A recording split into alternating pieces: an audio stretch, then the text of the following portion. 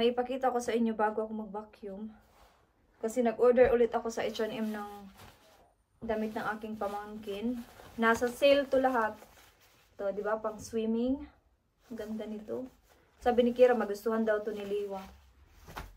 Then ito din. Diba? Very summery yung mga sale nila ngayon. Sa H&M kasi magandang bumili pag like July, end of July. Kasi nagsisale na yung mga ano nila, summer clothes. Hindi ako bumili ng akin. Then ito, linen short. Ganda nito. Yung mga binili ko is 6 to 7. Diba? Ganda. Itong t-shirt na to. Ganda din ito. Ito din. Diba? Binilan ko din si Kira ng dalawa. Yung dress na sinuot niya kahapon nung nagsimba kami. Sa H&M din yun. Diba? Ang ganda nito.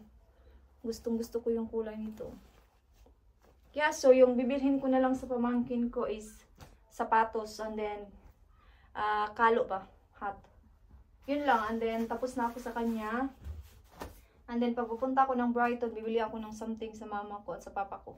So paunti-unti lang since next year pa naman kami uuwi. Kasi at least na kompleto na yung mga gusto kong bilhin sa kanya. Send ko to sa aking kapatid.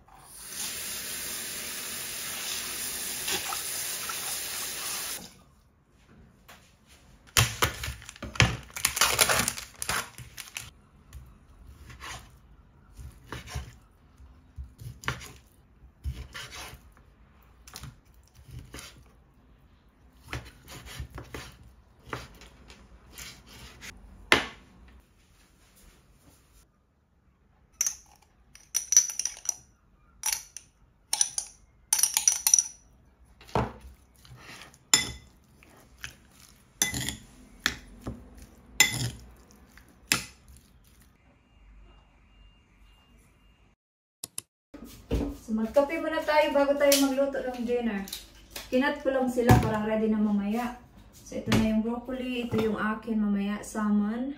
Salmon muna sa Bisaya. And then, ito yung kay Dave mamaya. Pakita ko na lang sa inyo pag natapos na ako mamaya. Magkape, Anita. Kay Wadara si Kira. Si Kira nasa lola at lolo niya. Tinawagan niya kasi yung lolo niya. Kasi yung lolo niya galing sa Scotland ng 4 days. So, hindi siya nakita. Kaya pumunta siya doon. Saglit lang yun siya. Baka nandito na yung maya-maya. Maaga pa, 4 pa lang. Maya pa ako magluto mga half 5. Kaya magkape-kape na tayo. Para mag-relax-relax. Nag-vacuum na ako kanina, hindi lang ako nag-vlog. Baka ma-bored na kayo, no? Lagi na lang siya nag-delinis. Wala na bang iba? Alam nga naman. Ito yung buhay natin sa araw-araw. Bukas, work ako. So, pakita ko na naman sa inyo bukas yung work. Laki ng braso ko dyan sa camera, oh. Manumbag na tadaan ni Manny Pacquiao. Kaya lang tayo ng croissant. Ito, croissant.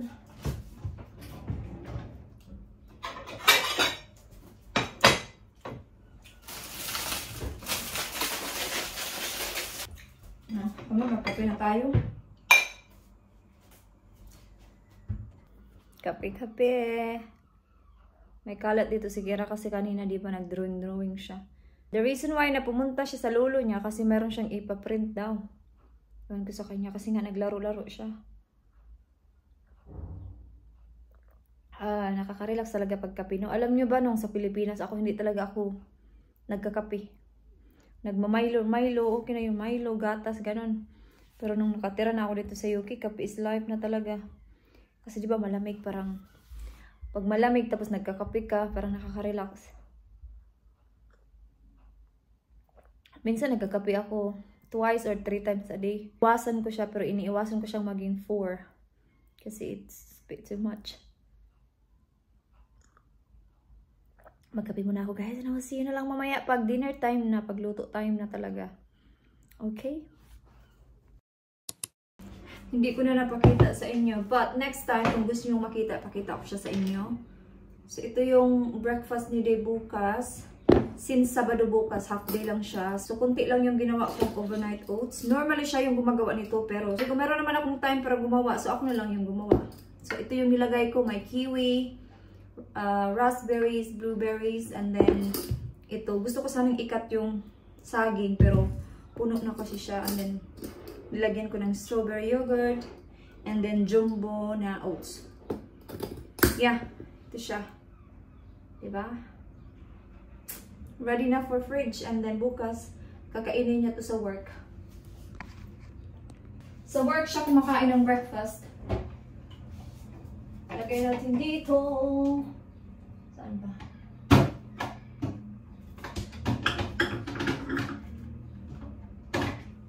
Yeah, ready na yan sa kanya bukas.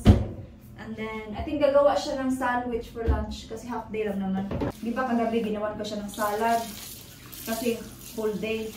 Pero bukas half day lang naman, so kaya tininan ko siya kanina ng pinapay para sa kanyang sandwich bukas. And then may corned beef din. Para siya na lang yung gagawa mamaya. And then maya-maya magluluto na din ako ng dinner.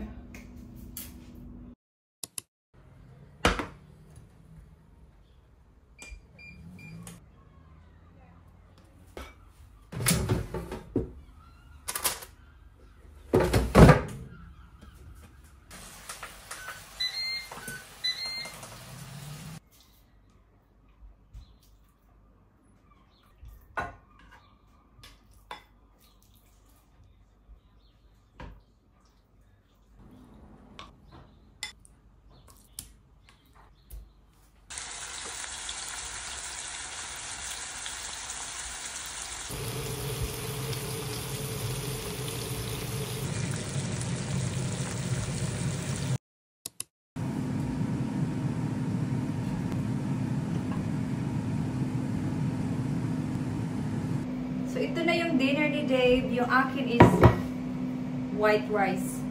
Tapos, salmon and then broccoli. Yun yung akin. Excited na ako kasi gutom na ako. Masarap yung kay Dave, no? Very healthy yung sa kanya.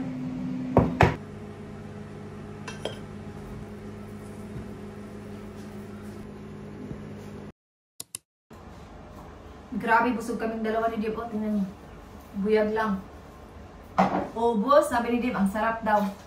Si Kira kasi nauna na, pero ganun din yung dinner niya.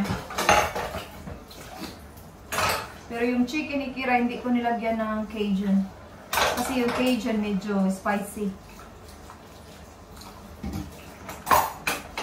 So, 10 daw, sabi ni Dave. 10/10. So, ngayon, hugas time. Naglaro silang dalawa ni Kira, nasa sala. Tapos malilipat na yan si Kira. Tapos bedtime. Maaga pa naman. 6:10 pa lang. Wala na din akong gagawin after nito. Mag-tidy up na lang ako dyan sa sala. Tapos mag-wash. Mag-tea time. And then matulog. Kasi work na naman tayo.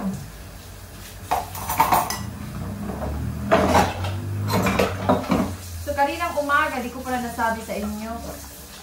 Kaninang umaga, di ba, while nag-grocery shopping ako kanina, wala dito si Kira. Kasi pumunta siya sa lola niya. Pumunta sila sa simbahan. Naglinis. Nagbait si Kira, naglinis sa simbahan. Kaya sumasama kasi yan siya pag naglilinis yung lola niya doon. I mean, volunteer naman yun. Nasa sayo na yun kung gusto mong tumulong, ganun ba? Dati pa, ganun din sa Pilipinas, diba? May mga grupo na naglilinis ng simbahan, ganun. Si Kira, sumasama siya sa lola niya. Kasi mahilig nga iyan si Kira maglinis. Nagmana yan si Kira sa akin. So kanina, bago mag-lunch time, sabi ko sa kanya, Kira, alis tayo, magpa-park tayo. Sus, ayaw niya. Sabi niya, maglinis na lang tayo ng kwarto ko. Sabi ko, Kira, no. Punta tayo sa park.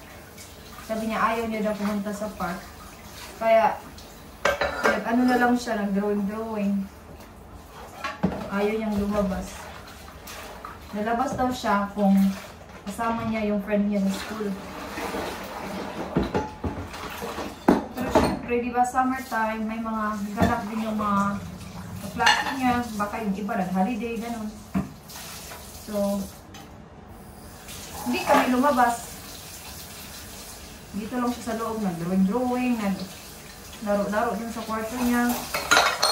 Inayaan ko lang. Bukas magsiswimming sila while nasa work ako. Kasama yung lolo niya.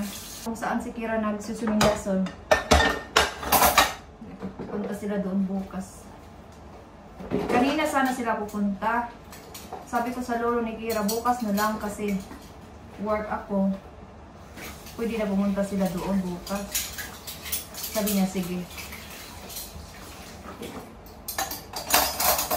All good. Ito yung tirang manok. Gagamitin to ni Dave sa ano niya, sa work. Sa Monday. With salad or wraps, ganon. Okie dokie guys. It's time to clean up. Clean up time.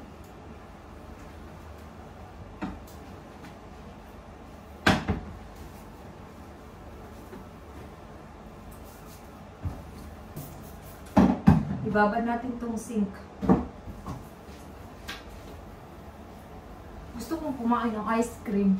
Bumalik ako kanina sa Morrison. Bumili ako ng ice cream. Tanungin ko si Dave, baka gusto niya ng ice cream. Dad? You want some ice cream? Ayaw niya daw. Mamaya na lang ako kakain. Magtimpla na lang tayo ng tea.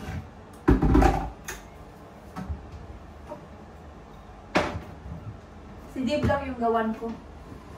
Mamaya na ako magtiting.